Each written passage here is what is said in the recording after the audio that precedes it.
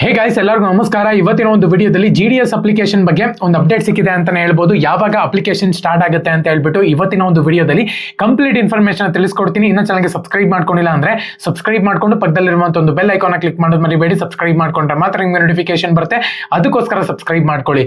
ಬನ್ನಿ ವಿಡಿಯೋನ ಸ್ಟಾರ್ಟ್ ಮಾಡೋಣ ಅಂತ.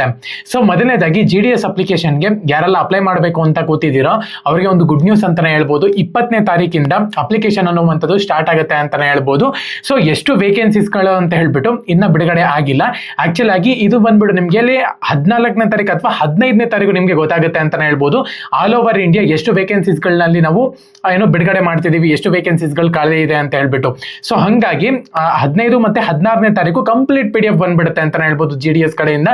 ನಿಮ್ಗೆ ಅದ್ರಲ್ಲಿ ಎಲ್ಲಾನು ಕೂಡ ಇರುತ್ತೆ, ಏನೆಲ್ಲ ಅಪ್ಲೈ ಮಾಡಬೇಕು, ಏನೆಲ್ಲ ಡಾಕ್ಯುಮೆಂಟ್ಸ್ ಬೇಕಾಗುತ್ತೆ, ಏನೆಲ್ಲ ಹೊಸದಾಗಿ ಏನೆಲ್ಲ ಆಡ್ ಮಾಡಿದಿರ ಪ್ರತಿ ಒಂದನ್ನು ಕೂಡ ಒಂದು PDF ನಲ್ಲಿ ನಿಮ್ಗೆ ಇರುತ್ತೆ ಅಂತಾನೆ ಹೇಳ್ಬೋದು. ಇವಾಗ ಸದ್ಯಕ್ಕೆ ನೋಡ್ಕೊಳ್ಳೋದಾದ್ರೆ 20ನೇ ತಾರೀಕು ಬಂದ್ಬಿಟ್ಟು ಸ್ಟಾರ್ಟ್ ಡೇಟ್ ಕೊಟ್ಟಿದ್ದಾರೆ. ಅದೇ ಅಪ್ಲೈ ಮಾಡಕ್ಕೆ ಆಲ್ಮೋಸ್ಟ್ ಒಂದು 15 ಡೇಸ್ ಕೊಡ್ಬೋದು ಅಂತ ಅನ್ಕೊಂತೀನಿ. 4ನೇ ತಾರೀಕು ಎಂಡ್ ಕೊಟ್ಟಿದ್ದಾರೆ, ಅಂದ್ರೆ ಫೆಬ್ರವರಿ 4ನೇ ತಾರೀಕು ಬಂದ್ಬಿಟ್ಟು ಅಪ್ಲಿಕೇಶನ್ ಕ್ಲೋಸ್ ಆಗುತ್ತೆ. 20ನೇ ತಾರೀಕಿಂದ 14ನೇ ತಾರೀಕು ತನಕನೂ ಕೂಡ ನಿಮ್ಗೆ ಇಲ್ಲಿ ಇರುತ್ತೆ ಅಂತ ಹೇಳ್ಬೋದು. ಏನೆಲ್ಲ ಅಂದ್ರೆ ರಫ್ ಆಗಿ ತಗೊಂಡ್ರು ಒಂದು 15ರಿಂದ 16 ದಿವಸ ನಿಮ್ಗೆ ಟೈಮ್ ಇರುತ್ತೆ ಅಂತ ಹೇಳ್ಬೋದು. ಪ್ರತಿ ಒಬ್ರು ಕೂಡ ಆ 4ನೇ ತಾರೀಕು ಒಳಗಡೆ ನೀವು ಇಲ್ಲಿ ಅಪ್ಲೈ ಮಾಡಬೇಕಾಗುತ್ತೆ. ಒಂದು ವೇಳೆ ನೀವು ಮಿಸ್ ಮಾಡ್ಕೊಂಡಿದ್ದೀರಾ ಅಪ್ಲೈ ಮಾಡೋದು ಅಂತ ಹೇಳೋದಾದ್ರೆ ಮತ್ತೆ ಅಪ್ಲೈ ಮಾಡಕ್ ಕೊಡಲ್ಲ ಅವರು, ಮತ್ತೆ ಡೇಟ್ ಅನ್ನು ಕೂಡ ಎಕ್ಸ್ಟೆಂಡ್ ಮಾಡಲ್ಲ ಅವರು. ಸೊ ಹಂಗಾಗಿ ಅವ್ರದ್ದೆಲ್ಲ ಒಂಥರ ಸ್ಟ್ರಿಕ್ಟ್ ರೂಲ್ಸ್ಗಳು ಪೋಸ್ಟ್ ಆಫೀಸ್ ಅವ್ರದ್ದು. ಸೊ ಹಂಗಾಗಿ ನಾ ಹೇಳ್ತಿರುವಂತದ್ದು 4ನೇ ತಾರೀಕು ಒಳಗಡೆ ನೀವು ಇಲ್ಲಿ ಅಪ್ಲೈ ಮಾಡ್ಕೊಬಿಡ್ಬೇಕಾಗುತ್ತೆ. ಅಪ್ಲೈ ಮಾಡೋದು ಹೇಗೆ ಪ್ರತಿ ಒಂದನ್ನು ಕೂಡ ತಿಳಿಸ್ಕೊಡ್ತೀನಿ, ನೀವು ತಲೆ ಕೆಡ್ಸ್ಕೊಳ್ಳುವಂತ ಒಂದು ಅವಶ್ಯಕತೆನೇ ಇಲ್ಲ. ಓಕೆನಾ?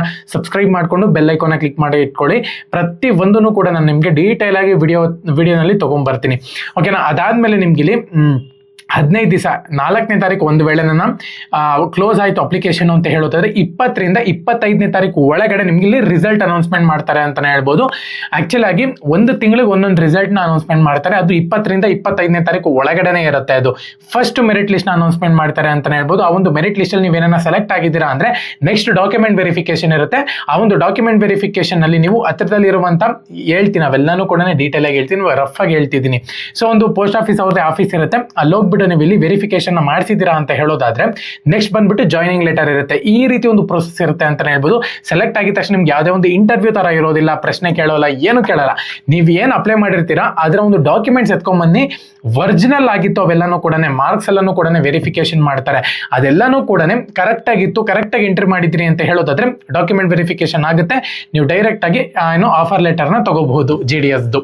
ಓಕೆನಾ? ಇವಾಗ ಸದ್ಯದ ಮಟ್ಟಿಗೆ ಗೊತ್ತಾಗಿರುವಂತದ್ದು 20ನೇ ತಾರೀಕಿಂದ 4ನೇ ತಾರೀಕು ತನಕನೂ ಕೂಡ ಅಪ್ಲಿಕೇಶನ್ ಓಪನ್ ಆಗಿರುತ್ತೆ. ಪ್ರತಿಯೊಬ್ಬರು ಕೂಡ ಅಪ್ಲೈ ಮಾಡಬೇಕಾಗುತ್ತೆ, ಯಾಕಂದ್ರೆ ಜಾಸ್ತಿ ಟೈಮ್ ಕೊಡಲ್ಲ ಇದಕ್ಕೆ.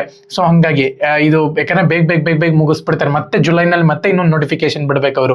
ಸೊ ಹಂಗಾಗಿ ಇದೊಂದು ಸ್ವಲ್ಪ ಶಫಲ್ ಆಗ್ತಿರುತ್ತೆ ಅಂತಾನೆ ಹೇಳ್ಬೋದು. ನೋಡೋಣ ಅಂತ ಈ ವರ್ಷ ಒಂದೇ ನೋಟಿಫಿಕೇಶನ್ ಅಥವಾ 2 ಬಿಡ್ತಾರ ಅಂತ ಹೇಳ್ಬಿಟ್ಟು ಕಾದ್ ನೋಡ್ಬೇಕಾಗುತ್ತೆ. ಓಕೆನಾ?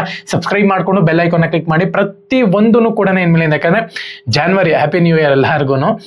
ಜಾನ್ವರಿ ಫಸ್ಟೇ ನಿಮ್ಗೆ ಸಿಹಿ ಸುದ್ದಿ ಕೊಟ್ಬಿಟ್ಟಿದ್ದಾರೆ GDSನವರು, ಯಾಕಂದ್ರೆ ಅಷ್ಟು ಬೇಗ ಅವ್ರ ಅಪ್ಡೇಟ್ಗಳು ಬಿಟ್ಕೊಡಲ್ಲ. ಸೊ ಹಂಗಾಗಿ ಜೈ ಹಿಂದ್, ವಂದೇ ಮಾತರಂ.